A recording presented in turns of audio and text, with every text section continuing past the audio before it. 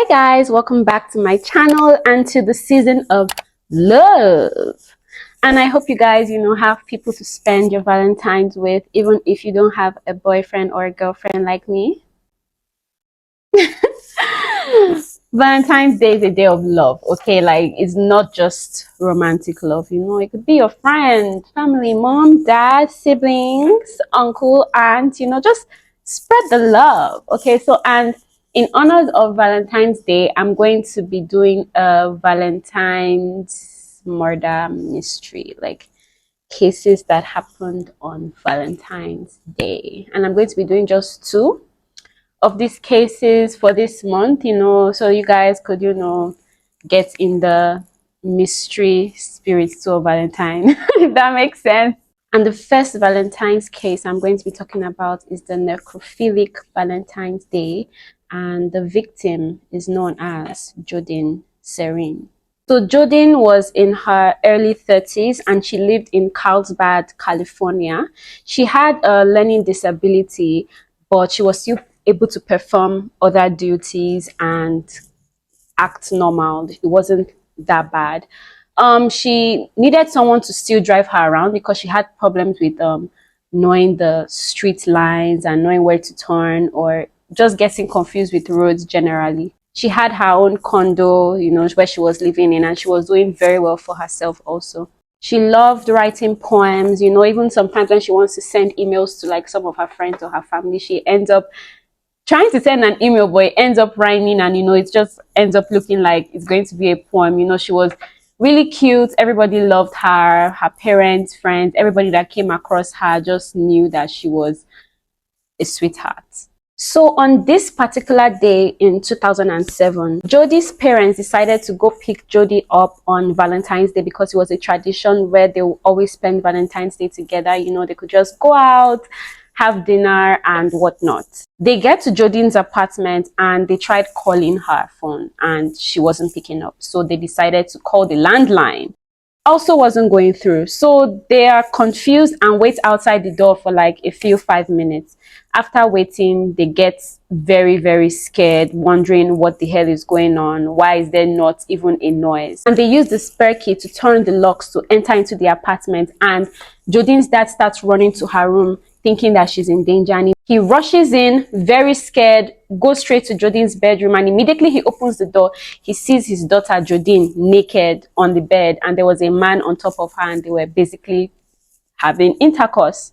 Out of sheer embarrassment, he walks back out and just goes to meet his wife in the sitting room, and he's even stammering, trying to explain what he just saw, saying that we shouldn't have barged in here, she's a grown woman, she could be doing anything at the point. And she wasn't really understanding what he was trying to say until he literally put it in terms that Jodine was having sex with someone inside, and her face literally even flushed. Like, they were so embarrassed, they just decided to, they were confused, like, should they stay or should they leave? But they know that Jodine called them the day before, telling them that, yeah, they were going to go out for dinner. So it was very confusing as to if she was canceling the whole dinner date or the whole day date. And, so they were just sitting down in the sitting room of her apartment, waiting for her to come out. And after 1, 2, 3 hours, they don't see Jodine. They start yelling her name. Nobody makes a noise. Thinking that they were still in the deed, they still waited in the sitting room. So hours have gone by at this point, and that's when the dad got tired and decided to go into Jodine's bedroom again, but this time by knocking. He knocked, Jodine didn't even answer. So he's wondering, like, why is she not making any noise? He opens the door, the man is gone, and Jodine is naked on her bed, dead. Imagine how confusing this must have been to Jodine's parents. Like, it's just so freaking, like, I can't even imagine what they went through just knowing that their daughter was dead by the time they came in. And obviously in their heads at that particular moment, they are thinking that the man killed her after having sex with her.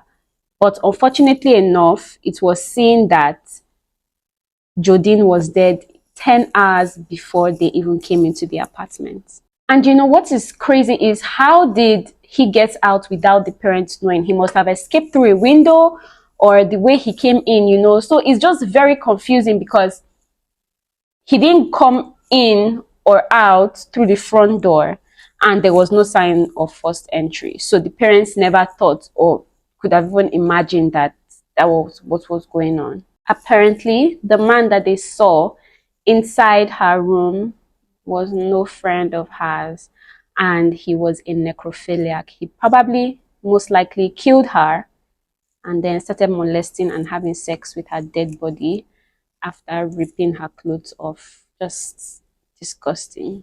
The parents, obviously not knowing what to do except calling for 911. The police came, you know. It was just a very sad scene. Jodine's mom was crying. She was saying that she doesn't understand how something like this could have even happened. She's explaining to the police how everything turned out, why they came to her apartment, they saw a man, and you know, the whole story and everything that everything boils down to. The parents and the police also noticed that there was a shoe outside her home. The shoe were men's shoes, and it was very weird because that particular area where the shoe was, it wasn't outside, rather it was inside her home. Jodine doesn't let people come into her apartment without removing their shoes. So when the parents came in and saw the shoe inside, they didn't really think much of it. They thought that, okay, maybe she just bought new shoes, because they had never even seen those shoes before, because they never thought that she would have guests, you know, especially like knowing that her parents were coming over. So they didn't think much of it. But now the shoe obviously was part of a huge evidence. But along the line, the shoe was of no use because, you know, they couldn't really find out who the shoe was for, or whether it was even something that would lead to anything, because at that point, we don't know if somebody else came in and left. Like, it was just very confusing, because does this mean that he came in through the front door and when he ran out, he left his shoe? Probably. That's actually what makes sense to me, because he would have probably been scared to come out knowing that someone came in earlier. So that was his chance to basically escape. So of course he would leave his shoe out.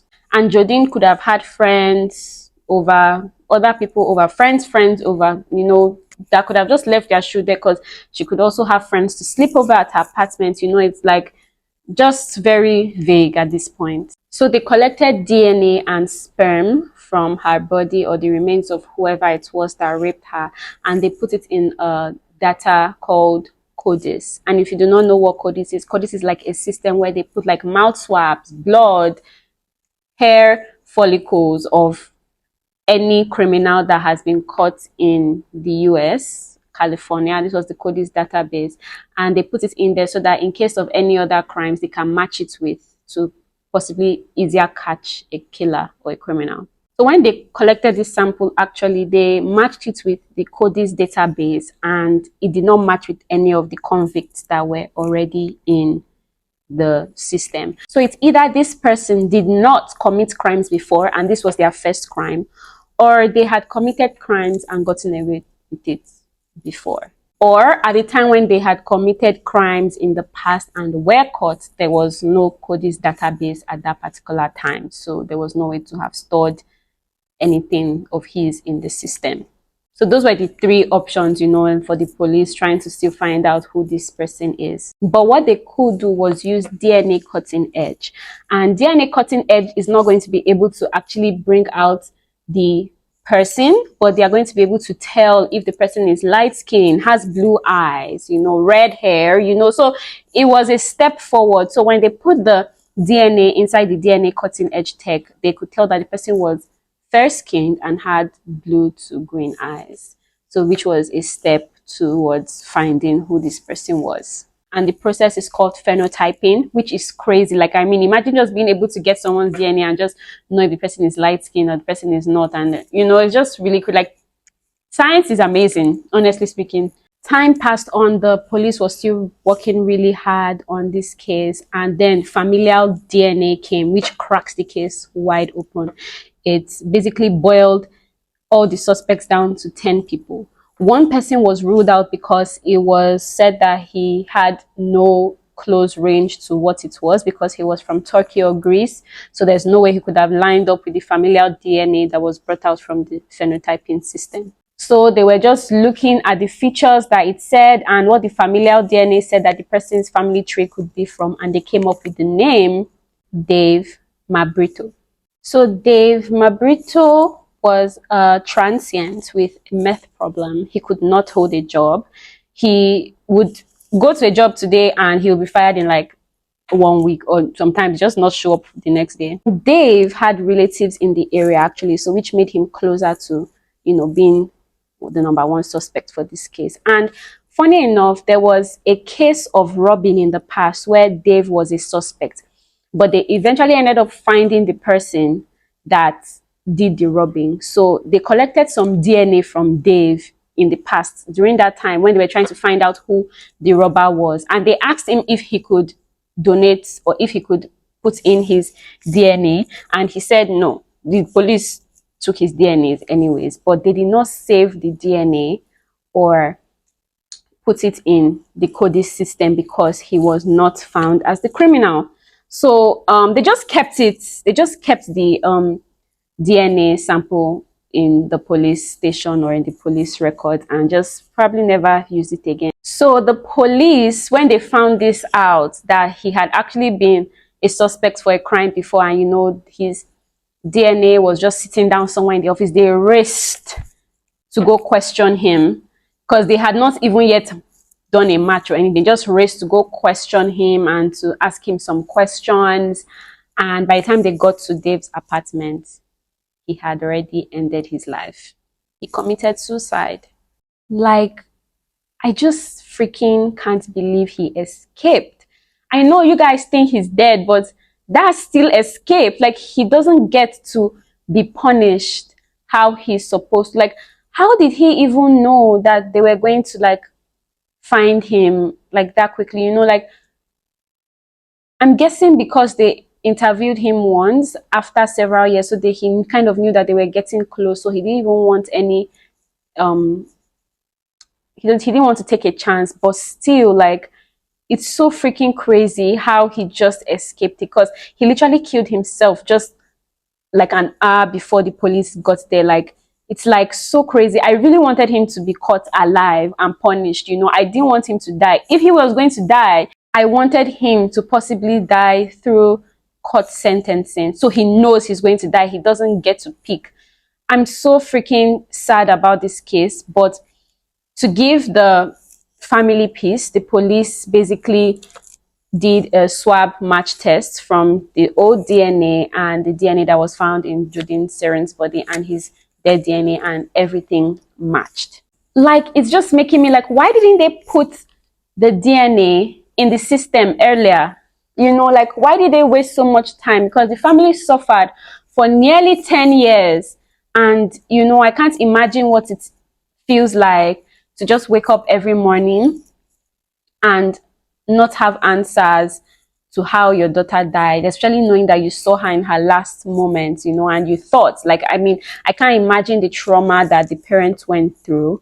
And I just hope that they find peace with the information that they got. At least, you know, at least it didn't go unsolved. It got solved by police officers and investigators that did not give up, even though it wasn't really their fault. The people that were in charge at that time were out of office, obviously, so it was new people that were, you know, trying to find out, trying to know the information, and they eventually hit the nail on the head. Jodine Serrin died on Valentine's Day, and that is the end of today's case, guys. Don't forget to leave a like and subscribe too, please. And I will be seeing you in my next video.